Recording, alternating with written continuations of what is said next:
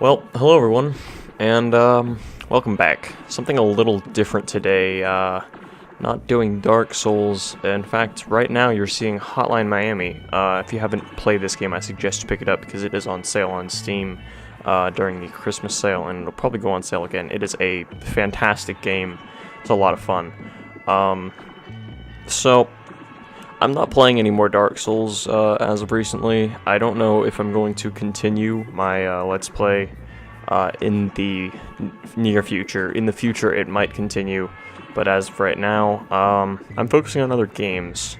I'm kind of just playing whatever I want, and Dark Souls is really...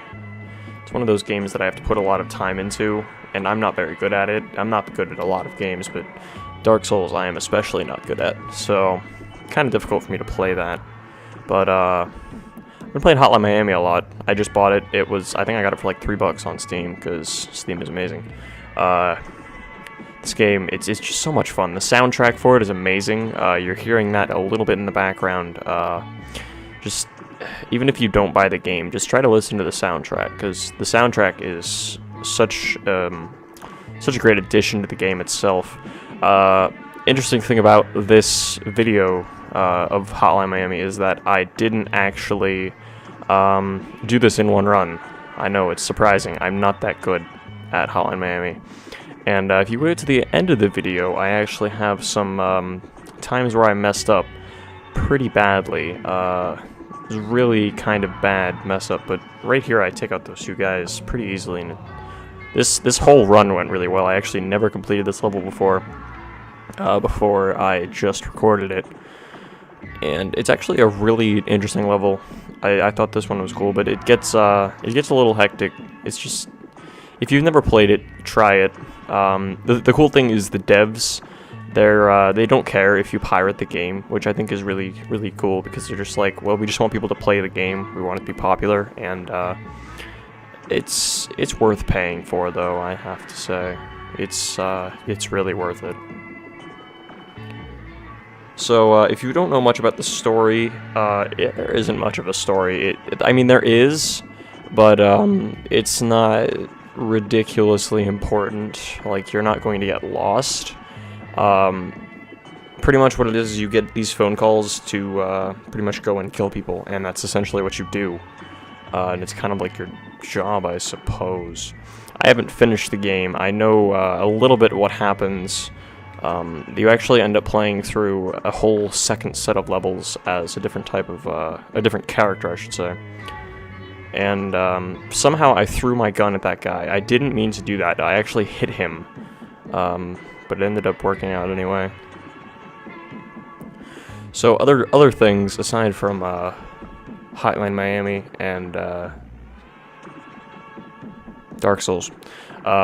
Been playing some TF2 recently. I don't think I'm doing any recording of that, however, because it's just kind of like one of those games. I play it for a little bit and then I kind of done with it. I bought the Humble Indie Bundle a while back. I think it was 7. I can't remember though. Looking at Metro on my desktop right now, I'm like, I want to play that. I might do a few videos on that. I'm not sure though. Serious Sam 3, that game is really fun. It's just a ridiculous game, and it's really neat, really interesting game. It's not the newest game, but it still looks really great. Another game which I actually have footage of, which is going to be in this video. You will see it in a little bit. Is Natural Selection 2. I'm going to wait to talk about that. I'm just looking on my desktop now. I noticed that is actually in here. I'm gonna wait to talk about Natural Selection. Another game, Miner Wars 2081. I probably will do a little bit of videos, a few videos, not a lot. The game, there's people that like it for what it is, and then there's people that hate it for the fact that, I mean, the game has DRM, which you hardly ever see indie games with DRM, but it does, and people hate that. You can't even play single player without having a completely stable connection to the internet. I haven't found it too annoying, but I think it's a really cool game. Miner Wars 2081. It takes a while to get used to the controls. It's a little difficult and a little confusing, and it kind of can get aggravating if you don't know what you're doing, I suppose. But yeah, it's a neat game too. So here you're seeing Natural Selection 2. Now, if you don't know what this game is, it's practically Aliens versus Predator. But it's got a really interesting, it's got a lot of strategy in it, and it makes it really interesting. Right now I'm playing as a Skulk, and I think that's what I play as for the remainder of the video. Actually, I believe I cut out the most of this and just put in the ending. So yeah, I play as a Skulk. We're about to win here. Can't remember what map we're on, but it's a very difficult map that I've found for aliens to actually do well at. You have to have a very strong commander, and the commander, he pretty much directs buildings and kind of tells people where to go a bit. It's a lot like Battlefield 2, I suppose. It's kind of like what Battlefield 3 I wish it had been, but it's not. Of course, one side isn't aliens in Battlefield 3, but nonetheless, this game is really fun. I think I got it for $10 on Steam sale. You should try to pick it up or look at it. It takes a little bit to get used to, and you have to get actually into it and know what's going on. Right there, the big guy next to me, he is oh no, he's going to go take out a Marine. This is pretty much the final push that we have here. Their final base is back right up those stairs there. They're kind of hard to see, but you can see them a little bit up the stairs there. Their final base is up there in Smelting, I believe is what it is.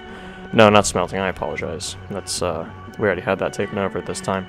But it's such a complex game, and it requires so much teamwork, and it really, the community as well is amazing.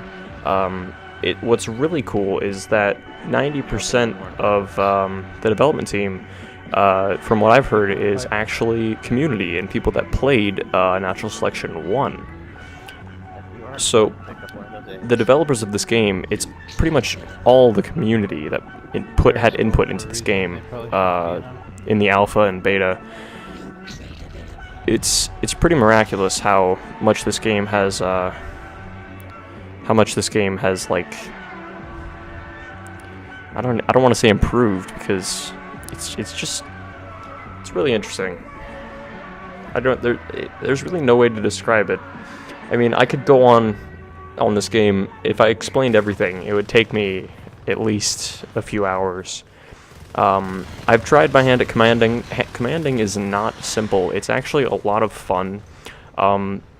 What's really nice though is that the community, if you're new to commanding, the community, like 9 times out of 10, people will be fine if you're new. They'll help you.